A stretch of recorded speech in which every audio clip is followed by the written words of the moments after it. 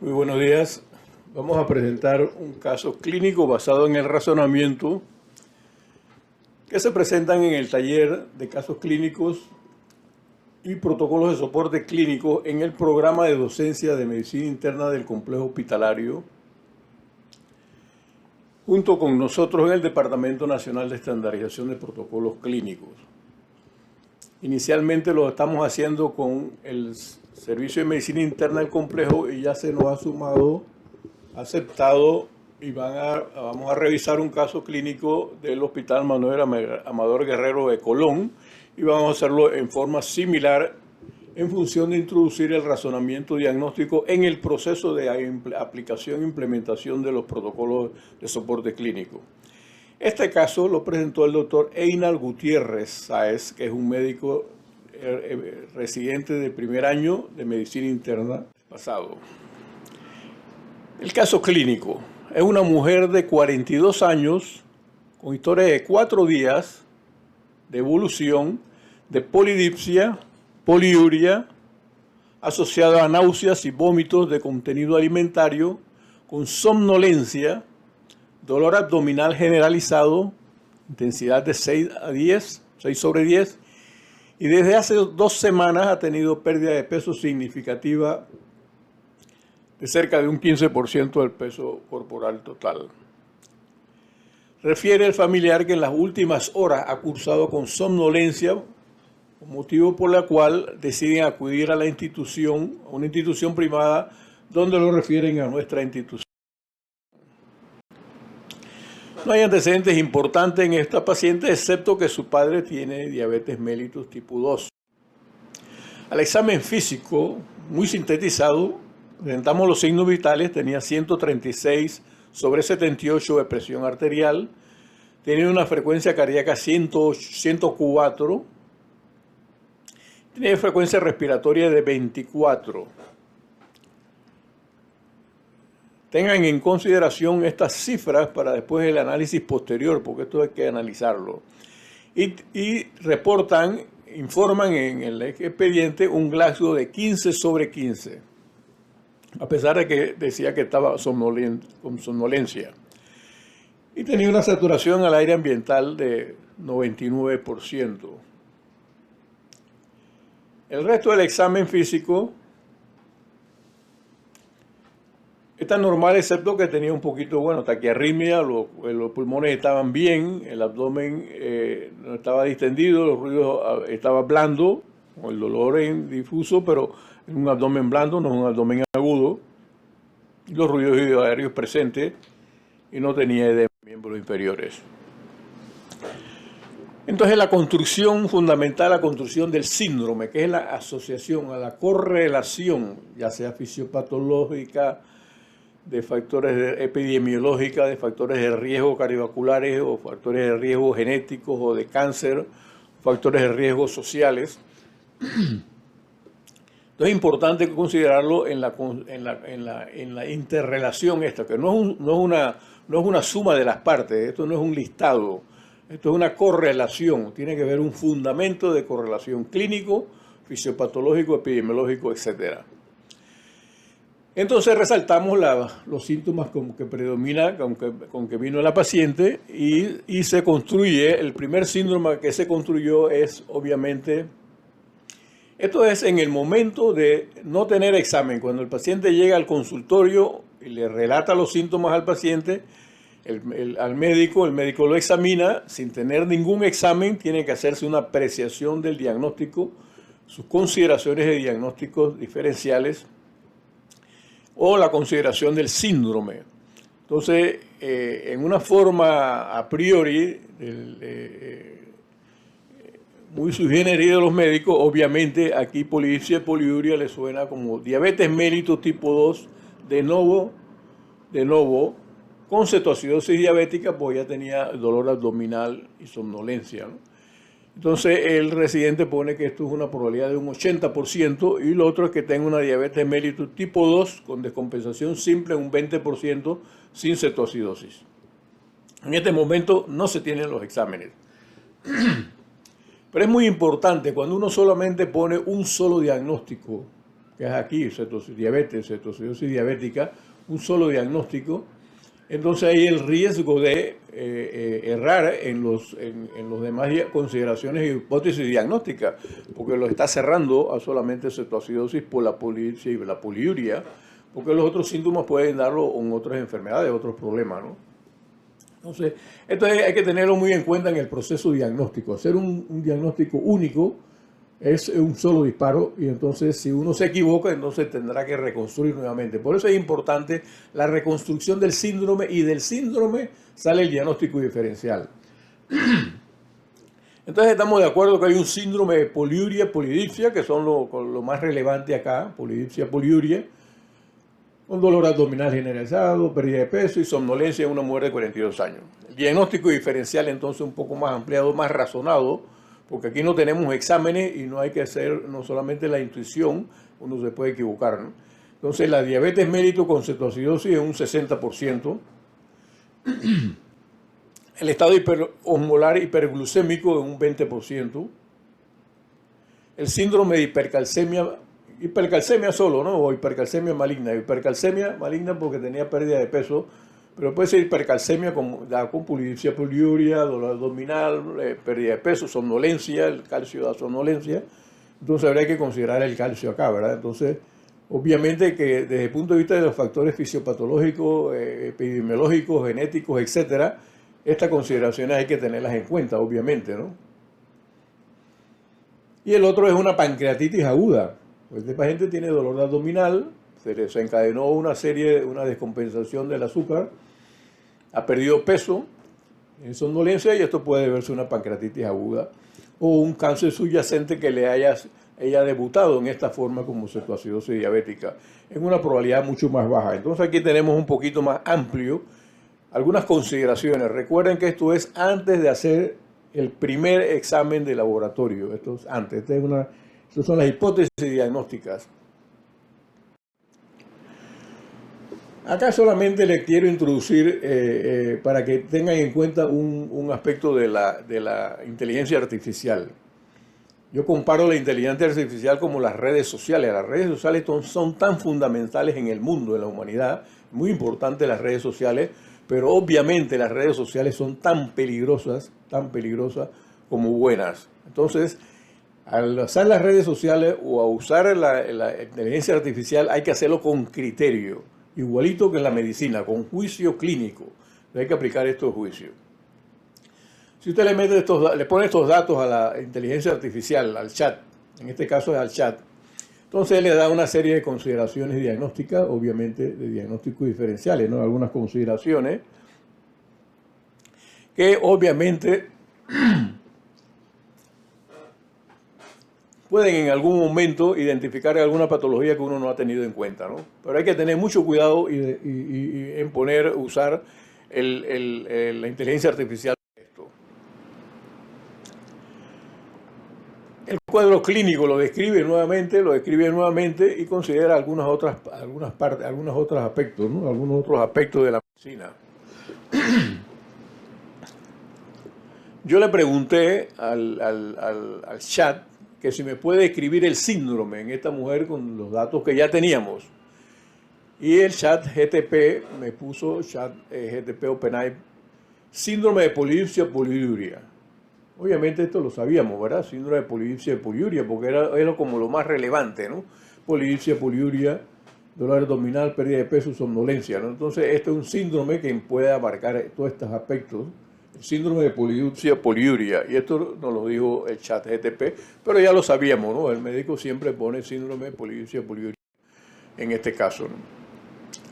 Obviamente, en la construcción del diagnóstico hay que tener un diagnóstico diferencial. Con respecto al diagnóstico diferencial, en todas las situaciones no es correcto poner el diagnóstico diferencial del libro o poner este diagnóstico diferencial que está en el Dynamec del 2004, diagnóstico diferencial de la hiperglucemia.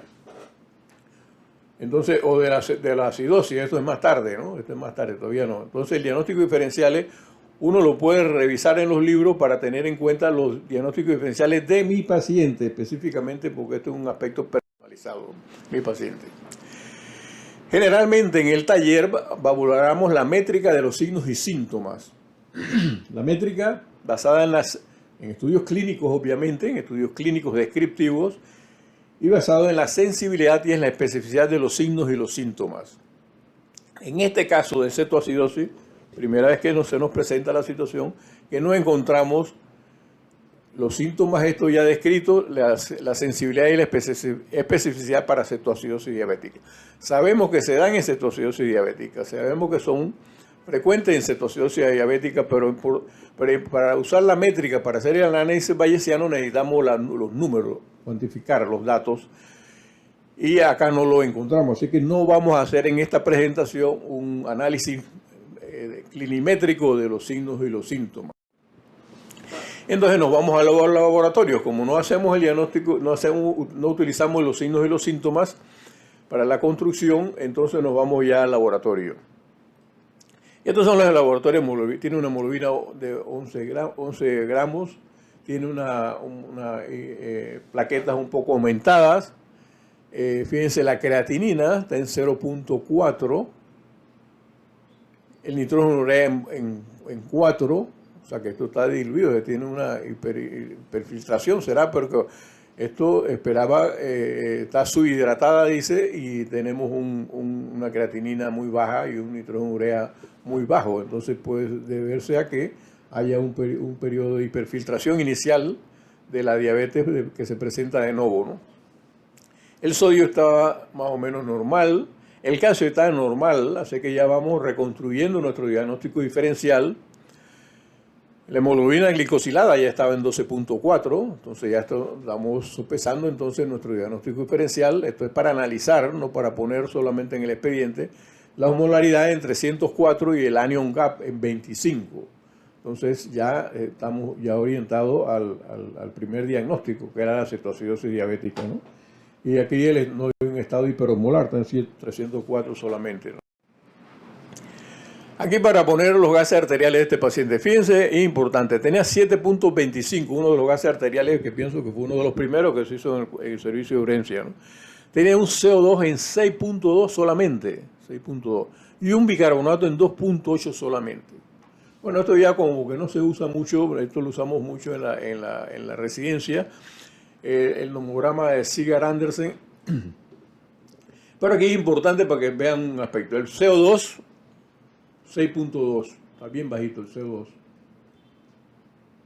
6.2 por acá, CO2.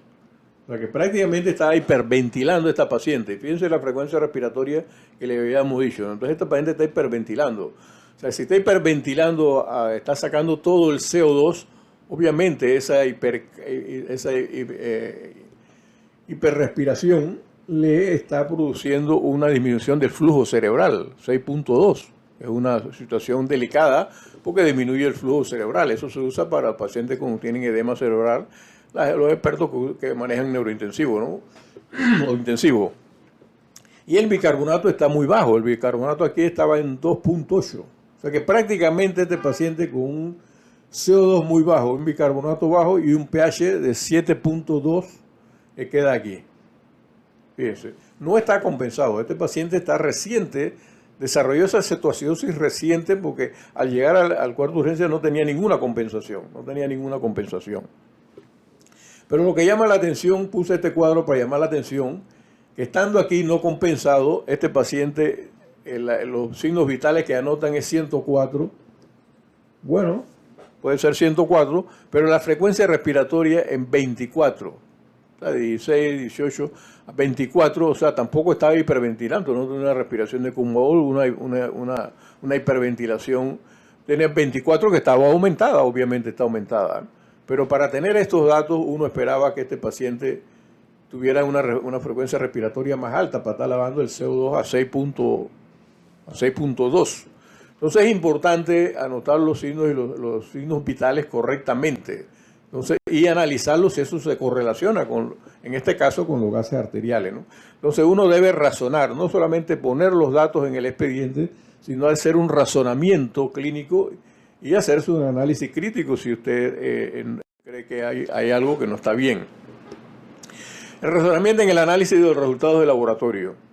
Hay que hacerlo en la interpretación del contexto del paciente, obviamente, y en la interpretación del contexto de la patología. Entonces aquí tenemos la gasometría arterial y nos da una acidosis metabólica. Entonces ustedes pueden buscar esto, el anion gap, que eso se lo calculan fácilmente. No hay que buscarlo en la APP, pero aquí tenemos una APP para buscarlo. Entonces tenemos una acidosis metabólica. El urinálisis, fíjense que el urinálisis tiene una gravedad específica de 1.033. Este paciente está diciendo que está concentrando mucho la orina, o sea que está concentrando como si estuviera más deshidratado que subhidratado, que dijeron, ¿no? Es 1.033. Bueno, está cerca del 1, ¿no? No 1.3, 1.033. Entonces esto dice el estado de concentración de la orina, ¿no? Y el resto, y entonces tenés 4 cruces de cetonas en orina. Entonces ya el urinálisis, los gases arteriales, obviamente, la acetona en orina nos está diciendo que es una acidosis metabólica con cetonuria, ¿no? Cetonuria que apunta a lo que se había apuntado inicialmente, ¿no? Entonces, haciendo una valoración de los laboratorios para acidosis metabólica, para cetoacidosis diabética, el residente encontró aquí que el anion gap tiene un coeficiente de probabilidad de 6.1, que es un examen muy bueno, 6.1, ¿no? El anion gap es bueno, ¿no? Está dejando, aparentemente se está tendiendo a dejar de usar, pero yo creo que debemos seguirlo usando, porque muchas veces no tenemos en todos los lugares gases arteriales y el anion gap nos puede ayudar, y es bastante científico, técnico, ¿no? Entonces, un coeficiente de probabilidad de 0.1, negativo, 0.1. El bicarbonato tiene un coeficiente de probabilidad muy alto, muy alto, muy bueno el bicarbonato, y un coeficiente casi parecido, 0.2. Y la cetonuria, los cuerpos cetónicos en orina, tienen un coeficiente de probabilidad de 3.2. Esto es para cetoacidosis diabética. O sea que estos 3 exámenes tienen una buena correlación que vamos a ver ahora en la métrica del análisis bayesiano de los estudios de laboratorio. Entonces aquí vemos el anion gap. Si tenemos una probabilidad pretest de 60 en el segundo diagnóstico diferencial, o 80, con un 6.1, entonces nos aumenta la probabilidad post-test en 95%. O sea que prácticamente, obviamente, nos está ayudando a decir que hay una acidosis. Esto es para acidosis metabólica, obviamente, pero no necesariamente cetoacidosis, puede ser otras acidosis. Entonces, si estuviera negativo, si no tuviera el anion gap, si estuviera normal el anion gap, entonces prácticamente tiene un coeficiente de 0.2, que es bueno, y que nos baja la probabilidad pretest de 80% a 40%, 45%, pero no lo descarta. O sea que el anion gap, que si pudiera estar normal, no nos lo descarta. Por eso es que todos estos exámenes hay que verlos en el contexto integral, y hacer una integración, no uno por uno. Aquí estamos analizando uno por uno porque es la clinimetría de los estudios de laboratorio en este caso. Aquí tenemos el bicarbonato, que es bastante similar, 8.4, aquí era 84, perdón, 84, o sea que prácticamente esto se dispara acá una probabilidad post-test de 98% de tener una cetoacidosis, en este caso diabética por tener hiperglicemia, ¿no? Y si no lo tuviera, entonces bajaría la probabilidad post-test. Entonces para hacer el análisis bayesiano. Los 3 exámenes, la cetona en orina, entonces, y similar también, cetona en orina positiva, nos aumenta la probabilidad post-test, y la negativa entonces baja también, no lo descarta, ¿no? O sea que todavía queda un porcentaje importante. O sea que por eso es que hay que analizar el probabilidad post-test con la prueba positiva y la probabilidad post-test con la prueba negativa. Y esto es bien importante analizarlo desde el punto de vista clínico y desde el punto de vista legal. Entonces, obviamente, con los laboratorios ya es evidente que tenemos que hacer una reformulación diagnóstica que ya per se se ha hecho hacia una cetoacidosis diabética severa. Una cetoacidosis diabética severa que vamos a ver más tarde en la clasificación de leve, moderada, severa, ¿no? Entonces aquí tenemos la reformulación. El diagnóstico de diabetes mellitus con cetoacidosis severa, esto es, acá descartamos el estado hiperosmolar hiperglucémico que da los mismos síntomas, pero que tenía una osmolaridad normal, así que lo descartamos. Y el calcio estaba normal, así que se lo descartamos. Acá la pancreatitis aguda no le salió una amilasa normal, también la podíamos descartar aquí, una amilasa, aunque la amilasa no es la lipasa, pero lo que tenemos es la amilasa, ¿no? Entonces una amilasa normal también nos ayuda prácticamente a decir, bueno, no hay una pancreatitis, ¿no? No del todo, porque no, había que ver las características operacionales. Y esto de la consideración del cáncer de páncreas, porque bueno, es una forma, la pancreatitis puede debutar como una cetocidosis y el cáncer de páncreas también puede debutarlo como una cetocidosis, ¿no? Aquí para ver el proceso diagnóstico y la parte cognitiva, ¿no? Aquí es dual, la parte del conocimiento es dual. La parte intuitiva, que es el patrón de reconocimiento, la experiencia, la vivencia del médico que está viendo los pacientes con cetoacidosis, ya sea el experto, el endocrinólogo o el internista que maneja cetoacidosis o el médico que está en los servicios de urgencia manejando cetoacidosis, entonces aplican la intuición. Y la otra parte dual del conocimiento es el razonamiento, que es lo que estamos tratando de enseñar, el razonamiento diagnóstico o de manejo, el razonamiento. Estas dos partes, entonces. Pero en los servicios de urgencia, cuando el paciente es bien agudo, como este paciente, obviamente hay que tomar decisiones. No vamos a estar razonando tanto, sino que intuitivamente, por la experiencia, por eso es que en los servicios de urgencia debe haber gente de experiencia, porque la toma de decisiones son intuitivas muchas veces por la rapidez o la agudeza de las patologías, ¿no? Y aquí es el ABCDE, la vía aérea, la respiración, la circulación, si hay déficit neurológico o no, o si hay hipoglucemia, o si hay factores externos como tóxicos, la parte ambiental. Entonces, esta parte agudamente, si hay descompensación de los signos vitales, obviamente el médico de urgencia va a tomar acción inmediata a través de su intuición y de su experiencia. Entonces aquí, obviamente también, subyacentemente hay un razonamiento, ¿no? Hay un razonamiento, pero aquí lo que más se usa es la intuición. Porque siempre hay que considerar el peor escenario. El peor escenario aquí es una cetoacidosis diabética, que pudo verlo, o una pancreatitis aguda, porque puede comprometerle la vida. Si solamente tratamos la cetoacidosis y hubiese una pancreatitis aguda, podría ser delicado, entonces hay que tenerlo en cuenta. O que se nos escape de fondo que hay un cáncer de páncreas, ¿no? Este es un peor escenario, no agudo esto.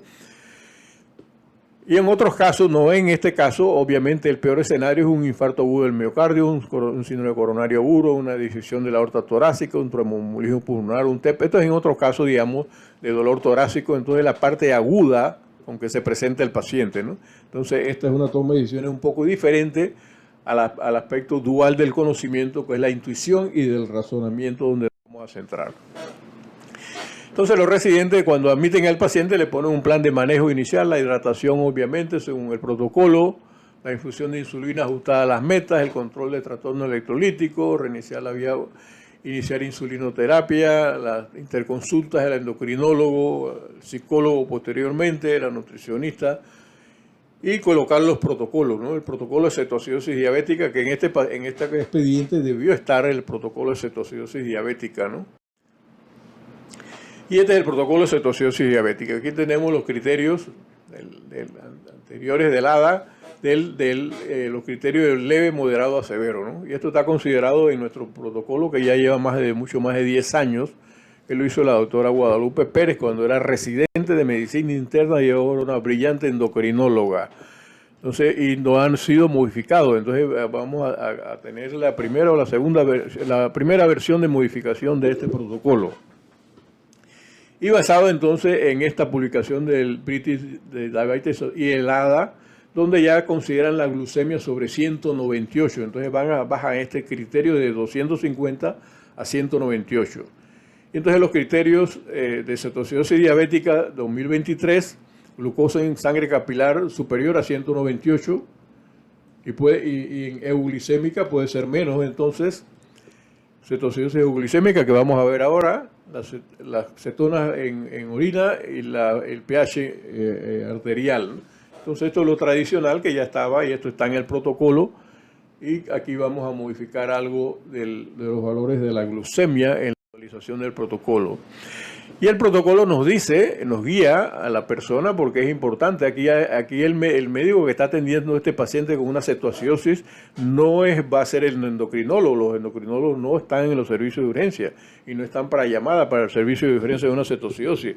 Cetoacidosis debe manejarla el servicio de urgencia con su equipo humano que está allí, ya sea el médico general capacitado para manejar una cetoacidosis, con la enfermera que se fajan con el paciente o el emergenciólogo o el internista que esté allí, ¿no?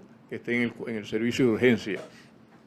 Entonces este protocolo nos ayuda entonces a manejar los electrolitos, a manejar los fluidos, y hay que tener cuidado con los fluidos porque las complicaciones del tratamiento de la cetoacidosis diabética, y puedo mencionar uno de salida, que es el estado de demasiado líquidos, que es y el estado edematoso o el estado de edema, la situación de edema cerebral, ¿no? Entonces la insulinoterapia con la bomba de infusión o subcutáneo. Entonces aquí está disponible el manejo de la insulinoterapia. Esta es la parte B del protocolo. Y la parte C, cuando ya hay criterios de resolución de la cetoacidosis para no seguir, porque si uno no ve los criterios de resolución de la cetoacidosis, sigue en el tratamiento con una forma autómata, y es ahí donde viene la sobrecarga de líquido, la sobrecarga de volumen y el edema cerebral y otras complicaciones, ¿no? Entonces es importante cuando uno tiene cetoacidosis, ver los criterios de resolución de la cetoacidosis diabética, y aquí están en el protocolo. Esto se lo pongo porque es de la publicación última, y este es el esquema, el flujograma de cetoacidosis. Aquí está todo completo también. Esto creo que el de nosotros está un poco más didáctico, esto es más bonito y más completo. Pero hay que ser práctico cómo utilizar esto acá nosotros tenemos fluidos, electrolitos bien establecidos, ¿no? Y la insulina. Entonces aquí este es el último protocolo. Aquí se puede sacar un protocolo y adaptarlo y adoptarlo, ¿no? Entonces esto es una publicación nueva del 2023. Y acá tenemos entonces esta publicación del Joint British Diabetes Society, que considera ya una glucemia de 198 sobre 198, y en cetoacidosis euglicémica es mucho más bajo, o puede ser más bajo, casi normal, que no va con lo esperado de 300 o 400 de glicemia. Entonces es cetoacidosis euglicémica, y considerar los pacientes que toman SGLT2, ¿no? Los diabéticos, los que están en falla cardíaca u otros pacientes que requieren este tratamiento, ¿no? Acá están los criterios que ya habíamos mencionado de cetoacidosis diabética. Entonces ya consideran el punto de corte aquí 198, y acá siguen dos cruces de cetonas y un pH menos de 7.3 y un bicarbonato inferior a 15, dice esta publicación. Estas son las actividades confiables que debe tener el médico que atiende. Por ejemplo, el que está en el cuarto de urgencia, los que están en la sala, el médico residente, tiene que tener no solamente las competencias, sino actividades confiables, o sea, demostrar que sabe hacerlo. Estos son las Instructed Professional Activity. Estas son actividades que uno sabe hacer. Usted sabe poner un catéter venoso central, usted sabe sacar unos gases arteriales. Entonces está como certificado, ¿no? Está como certificado. Son las EPAs, que van un poco más de las competencias, ¿eh? Es lo que uno sabe hacer.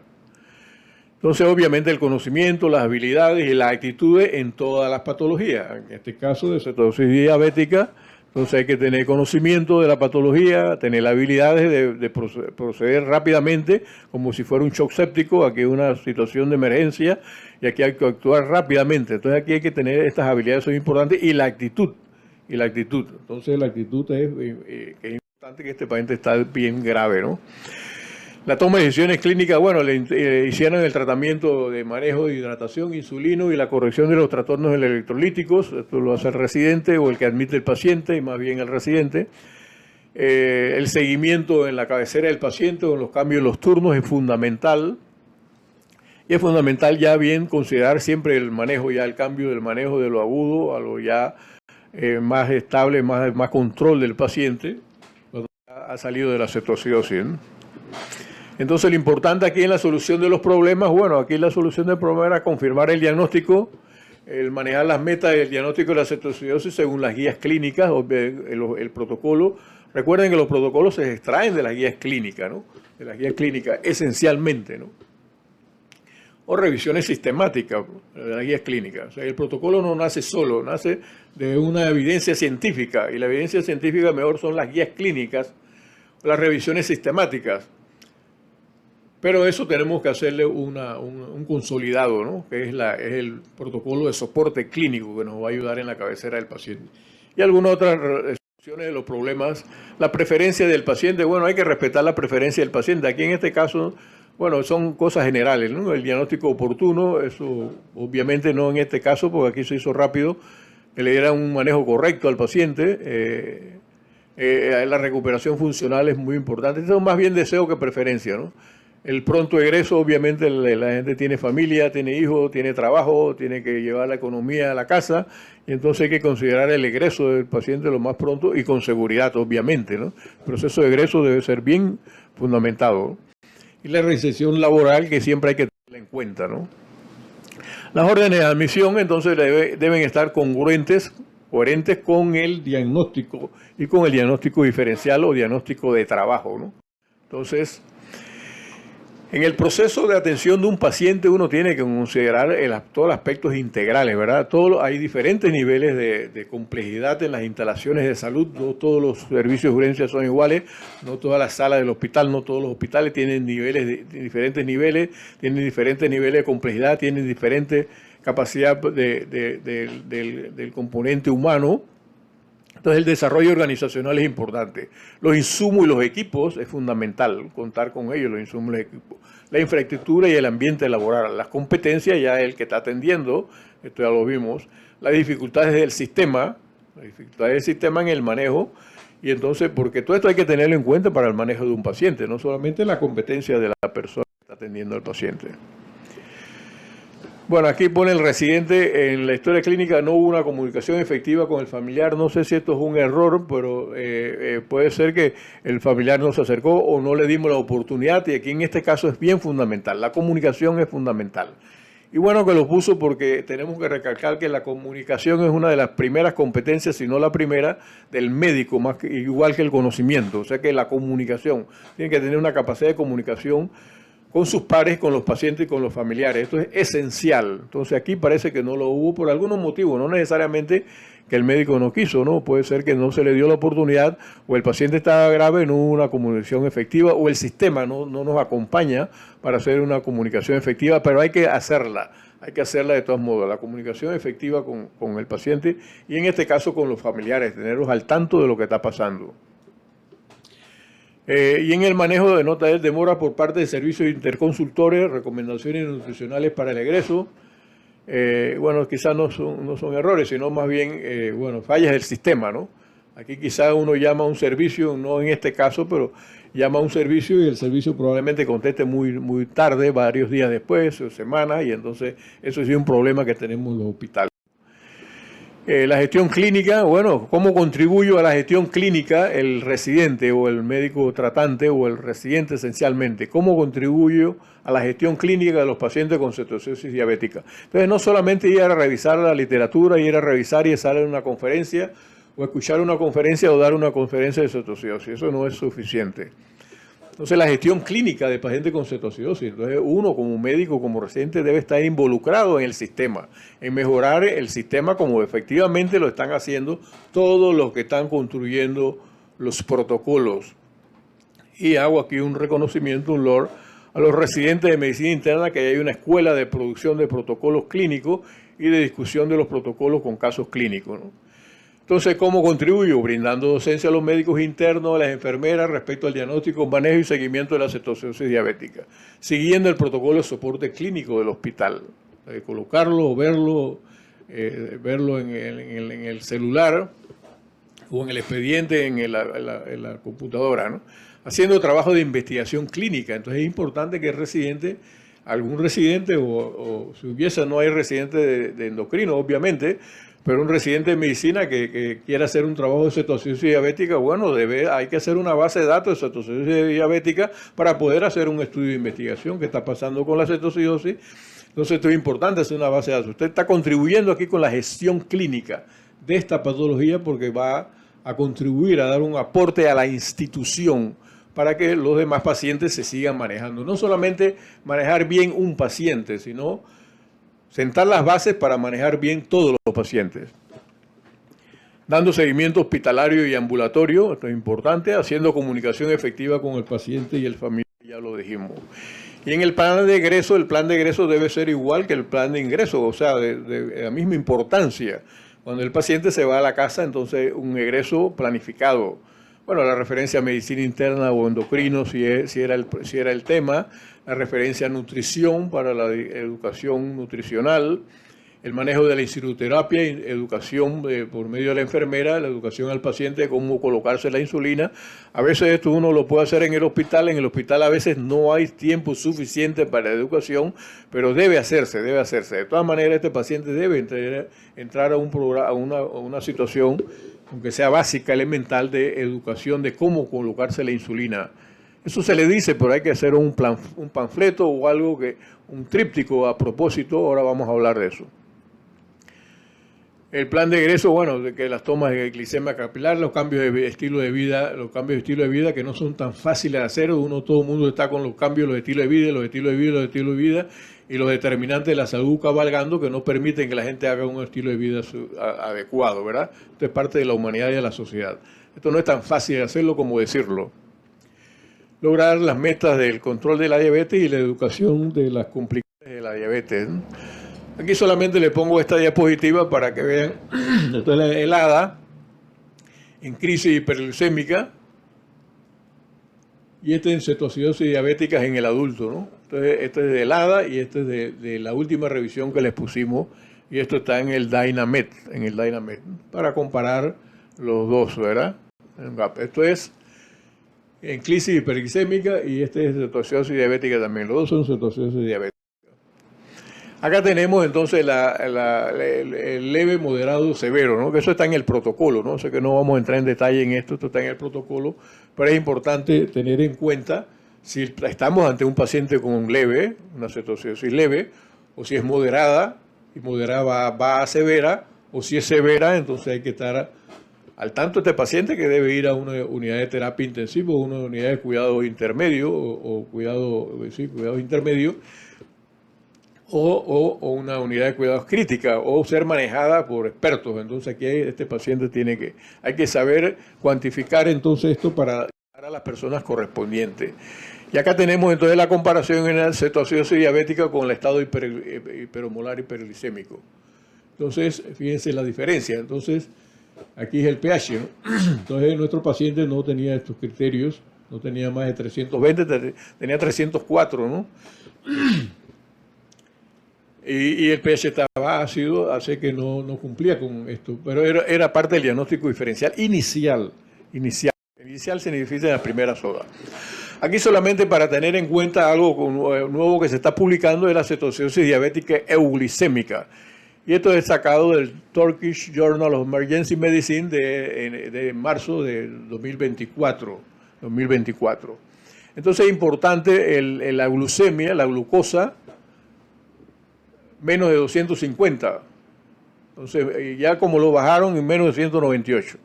Entonces, acá ellos están con el criterio de la clasificación ADA viejo, ¿no? Entonces, pero si tiene mucho menos de glucemia, la glucemia normal, entonces es una cetoacidosis euglicémica, ¿no? El pH está bajo, el bicarbonato bajo, el anion gap alto, la acetona también es igual, todo es igual acá, excepto la glucosa. Entonces, la glucosa nos dicen, este mismo journal nos hace una tabla extraída de aquí de las condiciones asociadas a la cetoacidosis diabética euglicémica. Entonces aquí tenemos, como esto es nuevo y está saliendo y está usando, y ya tenemos en la caja el uso de SGLT2, especialmente en diabetes tipo 1 o diabetes tipo 2 con baja reserva de insulina. Entonces estos pacientes, es importante saber si este paciente está usando estos medicamentos que se usan en diabetes, y entonces hay que tener, y se usan en falla cardíaca. Entonces hay que tener en cuenta porque puede desarrollar una cetoacidosis y si nos guiamos solamente por la glucemia, nos podemos cometer un error, así que es bien importante. Pero fíjense en todo donde han sido publicados, han encontrado estos casos de cetoacidosis euglicémica en ayuno prolongado, en el embarazo, en cirugía, traumas, infecciones, síndrome coronario agudo, enfermedades diversas. Entonces, cocaína, alcohol, dieta cetogénica, la gente que se pone a hacer cosas, el uso de medicamentos que afectan el metabolismo, carbohidratos, los glucocorticoides, enfermedad hepática y renal, que tenemos muchas, entonces pancreatitis. Entonces hay muchas situaciones en las cuales hay que tener en cuenta en este paciente con cetoacidosis diabética. Nuestro paciente no tenía otros aspectos aquí para pensar en una cetoacidosis y no era euglicémica, obviamente, ¿no? Obviamente.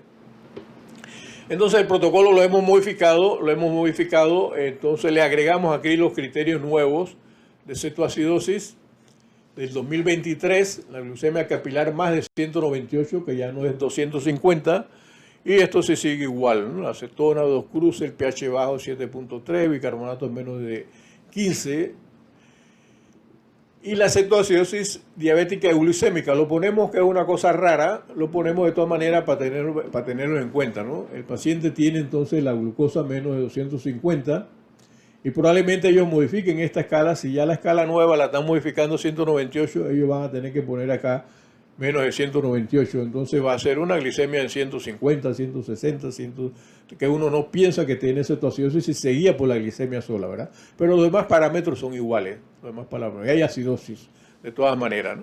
Pero hay que tener en cuenta que no nos tire al desvío la glicemia, que la glucemia está en 160, entonces ahí dice, no, esto es otra cosa, no es cetoacidosis. Entonces podemos estar equivocados. Entonces esto es lo que hemos agregado al protocolo, a nuestro protocolo de cetoacidosis diabética, que le vamos a mandar en borrador. Lo estamos consultando con endocrinólogos de Panamá, de Chiriquí, de Colón, donde hay endocrinólogos, lo estamos consultando para que nos den algunas recomendaciones. Ya he tenido, ayer mismo mandé el protocolo modificado de cetoacidosis diabética, y me contestó un endocrinólogo, el doctor Marciaga del complejo. Obviamente lo va a revisar y me va a dar las recomendaciones, porque es importante que el endocrinólogo, que es el experto en la materia, nos diga si eso está bien o no está bien, ¿no? Y el doctor Quiroz Pachón en David también nos dio recomendaciones, siempre nos hace recomendaciones y le agradecemos, ¿no? Ok, entonces cambiando, podemos casi para terminar, nosotros, ¿cuál es la orientación del protocolo? El protocolo es traído de una guía que tiene 15 a 30 páginas. Hacemos 1, 2, 3, y algunos protocolos se nos han ido más largos. Queremos hacerlo 2, 3 páginas, ¿no? O una página si es posible. Este protocolo que estamos presentando de cetoacidosis diabética tiene una sola página, y allí está todo para el manejo del paciente y es de utilidad práctica, muy práctica. Es un protocolo muy práctico. Tenemos que agradecerle a la doctora Guadalupe Pérez que lo hizo, ¿no? Entonces lo que quiero mencionar aquí es el concepto hacia dónde vamos, o hacia dónde estamos yendo. Le estamos colocando, ya esto es viejo, que lo estamos haciendo, vínculos o escoras a las aplicaciones, a los mismos protocolos. Desde el celular ustedes pueden instalar las aplicaciones a la guía o la fuente principal, porque tienen vínculos activos en el mismo protocolo del celular o de la computadora. Vínculos a videos educativos para el paciente, al video educativo que corresponda, ¿no? Vínculos, videos que sean aprobados por organizaciones de salud responsables, o OMS, OPS, o algunas asociaciones, sociedades que usan videos educativos para los pacientes. Esto es bien importante, y estamos ya poniendo algunos vínculos hacia a los videos en algunos protocolos. Vínculos a trípticos para los pacientes. Entonces estamos desarrollando, en la oficina se están desarrollando trípticos para pacientes. Entonces de diferentes patologías, llevamos prácticamente más de 20 que le estamos haciendo el tríptico para que sea como un documento para entregar al paciente, para que se eduque, para que él sienta que algo básico, una sola hoja, un tríptico, una sola hoja, obviamente para que los pacientes puedan leer allí. Quieren extenderse, bueno, y ahí está el internet y los libros, ¿no? Entonces, esto se lo estamos tratando para darle un poquito más de educación al paciente, específica sobre el protocolo, obviamente, ¿no? Sobre la patología. Y lo último que hemos agregado y que hemos considerado es las recomendaciones de egreso hospitalario. O sea, que cuando el paciente se va del hospital y no se le da ninguna información, no se le dan recomendaciones, entonces ese paciente tiene un potencial para regresar importante, ¿verdad? En los protocolos también tenemos los vínculos al formulario oficial farmacoterapéutico. Le estaremos agregando el vínculo al CARStream o como está modificándose el sitio o el software, entonces de las placas radiográficas. Entonces esto es bien importante para que el médico tenga desde el protocolo el vínculo hacia los estudios radiográficos para no estar haciendo estudios innecesarios. Entonces, si todos los médicos vieran el expediente de su paciente, radiográfico de su paciente, en el CARStream de ahora, y posteriormente se llamará de otra forma, no sé, entonces es importante para hacer uso racional de los recursos y además ver otras patologías que puede tener el paciente. Esto es un expediente radiográfico que es tremendo, hecho por Radiología y la institución, ¿verdad? Es importante. Y el vínculo al Modulab, que también creo que nació cuando estaba el COVID, que lo tenía en el COVID. Y el Modulab entonces nos va a permitir ver los estudios desde el celular o en el expediente electrónico o en el expediente en la pantalla, en la computadora de la institución, para ver los resultados de nuestro paciente, ¿no? Nuestro paciente. Para no pedirle exámenes innecesarios si ya se lo hicieron, ¿verdad? Si lo hicieron en urgencia y esto está en la página y esto sube al sitio web a este software, entonces ya cuando sube a sala podemos ver los resultados. No repetirle todos los estudios. Entonces esto es bien importante, estos dos vínculos, bien importante. Y aquí este vínculo es importante para ver las interacciones de los medicamentos, los efectos secundarios, la farmacovigilancia. Es importante porque los médicos no estamos muy dados a ver los efectos secundarios o la farmacovigilancia. Y entonces aquí hay aspectos muy importantes. Está bien desarrollado y yo felicito a los que lo han hecho. Ok, entonces, finalizando, entonces este es lo último que le estamos agregando. Por ejemplo, el paciente cuando egresa del hospital, este paciente está egresando.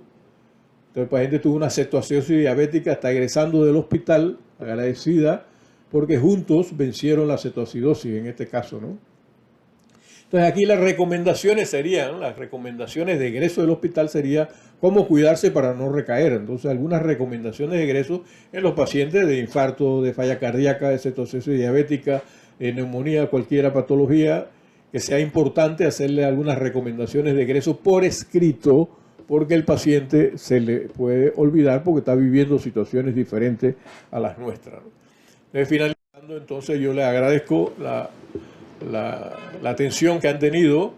Quiero indicarles que estamos modificando, he mandado esto a DENSI para aprobación del cintillo último que debemos poner, porque este cintillo debe ser bien integralista, protector del paciente, pero protector del médico o el que atiende el equipo de salud también. Eso tiene que ser dual a los dos. El protocolo de soporte clínico no es de forzoso cumplimiento por cuanto no sustituye el juicio clínico ni a los valores, preferencias y circunstancias que rodean el escenario donde se desarrolla la atención clínica. Esto es bien importante. Aplicado con ética y profesionalismo, ahí está nuestro don de médico, bueno, aplicado con ética y profesionalismo, contribuye a la seguridad del paciente como a la confianza y la confiabilidad del equipo de salud. Podemos tener toda la medicina basada en la evidencia, podemos tener toda la ciencia, podemos manejar ciencia, pero si no utilizamos la ética, no tratamos ética, profesionalismo y humanismo a este paciente, entonces no estaríamos haciendo nada. Muchas gracias por la atención.